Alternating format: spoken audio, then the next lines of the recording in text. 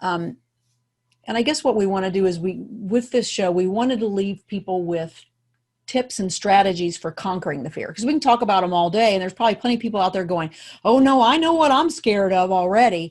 And I think that's the first step, is making a list of what your fears are. Sit down and write them out. I'm scared of, am I talking to something positive, right?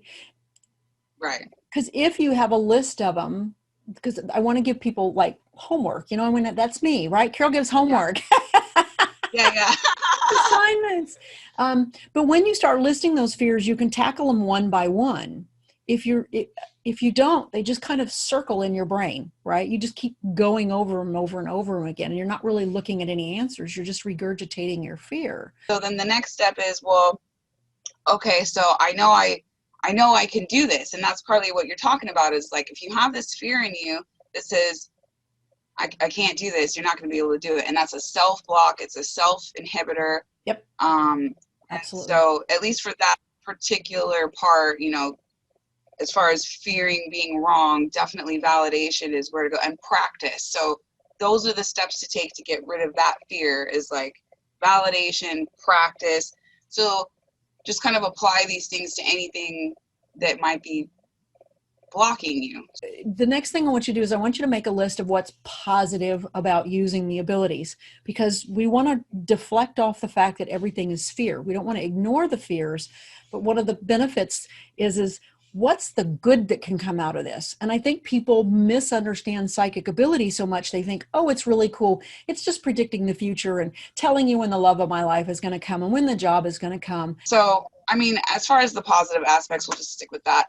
I definitely feel that for me, having to face this fear of religion has now taken my spirituality to the next level, and I have even more faith than I did before. So that's great to me, anyways. We were talking about positives because I want people to continue to make a list of what are the benefits. And I think you will find that if you list some of the benefits, you'll probably find some more fears coming up, because we were talking about people thinking that psychic abilities are really about telling the future or doing this or doing that. And it's so much more than that, right? It's so much more than that. I mean, I just love Yeah. being able to sit with people and what's coming up for them emotionally, what's coming up for them as far as, sometimes I'll get nutritional stuff, gee, you're eating this and it's really not agreeing with you, and they'll try something. And I was in a session with a gal and I heard a specific strain of probiotic and I suggested it. You're not hurting anybody by telling them to take a probiotic. She wrote me like 3 days later and she goes, oh my gosh, I found this probiotic, I've been taking it. She goes, you have no idea how much better I feel. So Oh, it has real world practical application. Whatever, I've run into people who are nurses and they're never going to hang up their hats and become a psychic, but they have said to me, I just know what my patients need. I know what they're feeling. I'm better connected with them. That's what it's about. It's about the connection and what you do with that connection. Maybe you're better connected with animals, or, it's about information. That's all you're getting. You're getting information that supports you and the people around you. It's nothing to be scared about, although I understand those scares. So look at the benefits of it and how it can help you. What are some potentials? Um, it's going to be different for everybody because I think we're all differently. If you love animals and you're like, oh, I would really love to be able to work with animals more, or to kind of get a feel for what's wrong with animals, or to work with animal health, then that's a positive plus for you. That wouldn't be on my list because I'm not interested in animals, but what are the benefits? Because if something doesn't have a positive result for you, all the fears in the world, you're not going to have the desire to overcome them.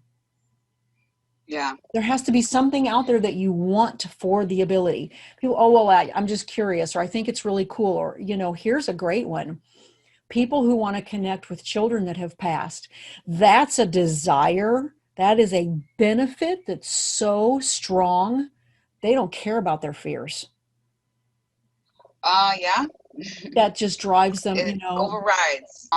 Because not only are you offering these messages that needed to be said, you're helping the client, you're healing the client, as well as this spiritual person on the other side that has been sometimes desperately been trying to get these messages out. And Absolutely. Yeah, absolutely.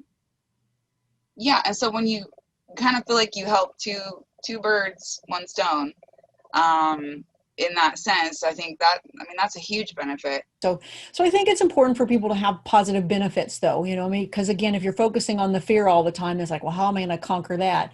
But also remember, so it was kind of good aha moment that I kind of got hit with there, is that remember that there needs to be a positive desire for it and stay focused on that as well. But that's not going to give me the personal experience. And I think that's another positive benefit that people need to remember. When you have your experience, when you, like Sarah was talking about earlier, right? When you have that aha moment that kind of changes your worldview, you're like, wow, okay, I don't care that that person said this isn't possible. I just had this experience. Yes. It becomes yours and you own it.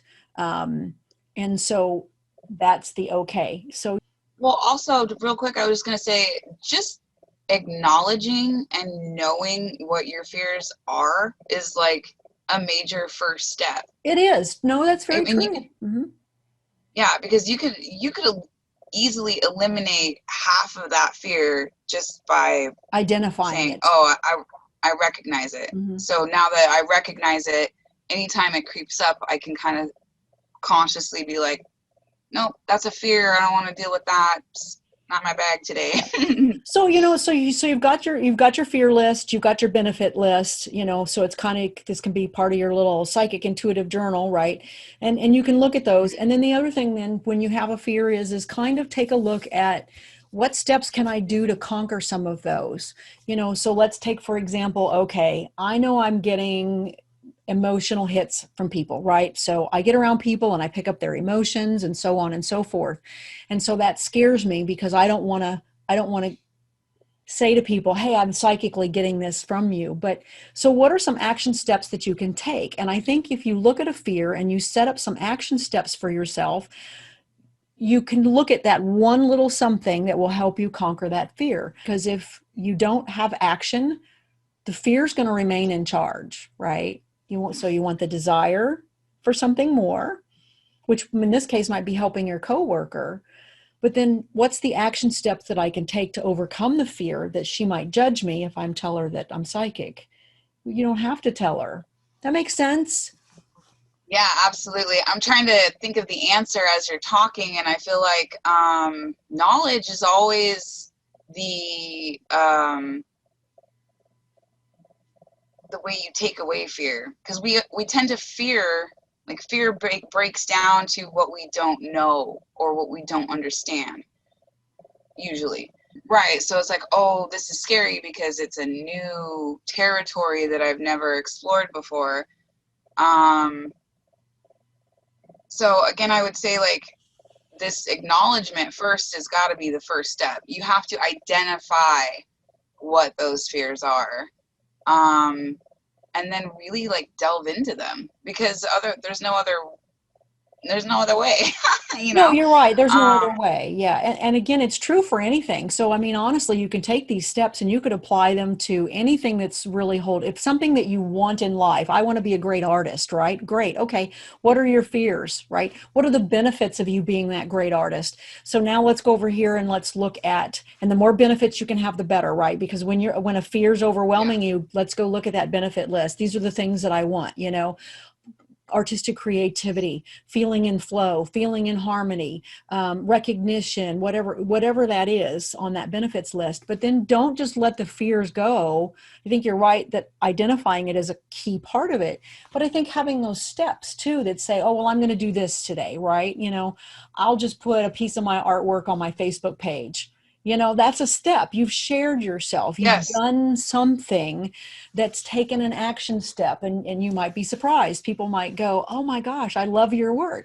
Not everybody's going to love your work, yeah, but some people will, and then you get that validation back. So I think that's the right, point is if people want to develop their abilities to embrace it wherever they're at, even if you're a full-blown practitioner, I still have to look at my fears today. What I'm afraid of today are different things I'll be afraid of different things 2-3 years from now, but that, Yeah. they're Yeah. still there.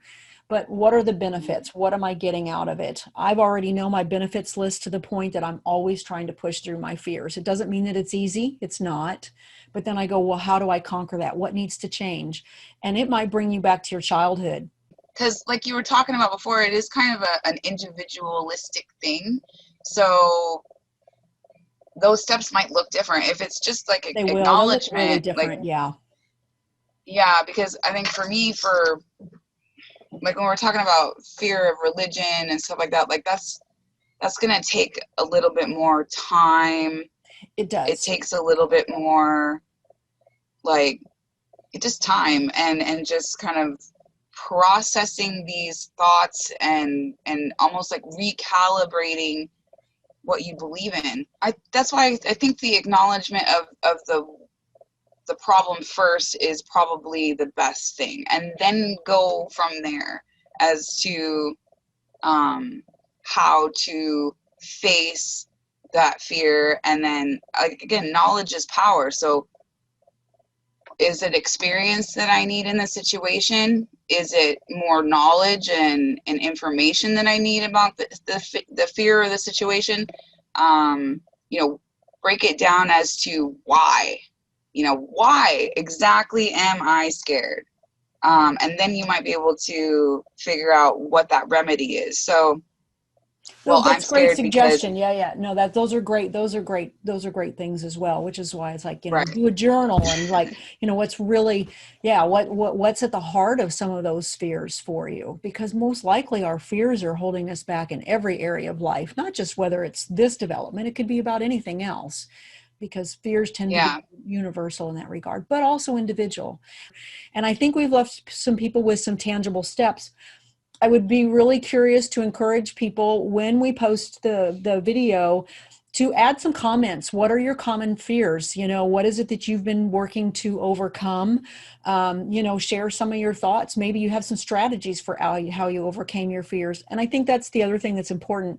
When you identify your fear and you verbalize it, go find someone else that has had the same fear as you and then talk to them about it, because then they can tell you how they dealt with it. Because if you can't come up with any steps for how to deal with it, and I know you and I have talked about this, and through our friendship over the years and our evolution, it's like, I'm scared of this, how do I get through it?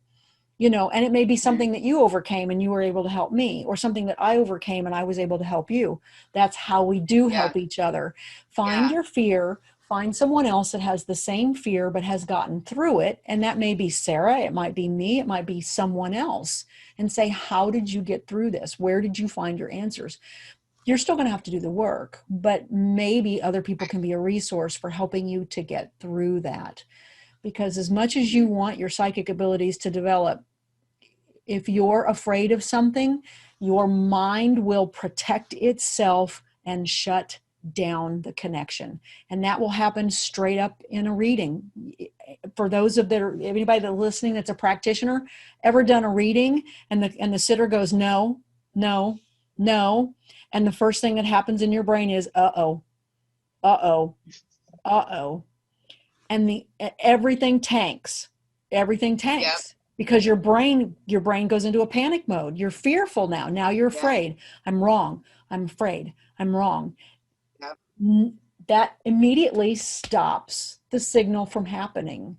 So, but I don't want to discourage people and tell people that you have to get rid of your fear to be psychic, but it's to be aware of them and how they can hold you back, and then allowing that other space. So anyway, I rambled about that. I hope that's beneficial. Any closing remarks from you before we go? Um, yeah, I mean, I guess just to kind of recap what you said, it's so important because the fear is really, it holds us back in everything. So I think this was a good topic.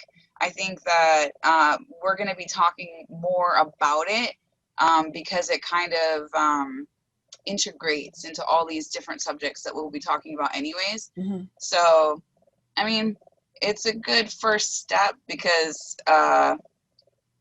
especially if you are psychics, you know, finding yourself scared about your psychic abilities, you know, that's very typical. It's very typical. Like even for us seasoned, you know, Doesn't psychic go away. mediums or That's whatever, right. It doesn't go away. we still have our own fears to deal with. So I think it's a good topic to address. And yeah, I mean, I'd like to hear feedback from people if they have Absolutely. questions Yeah, or yeah. whatever. Because somebody might have a fear that it's like, wow, you know, this is a great fear.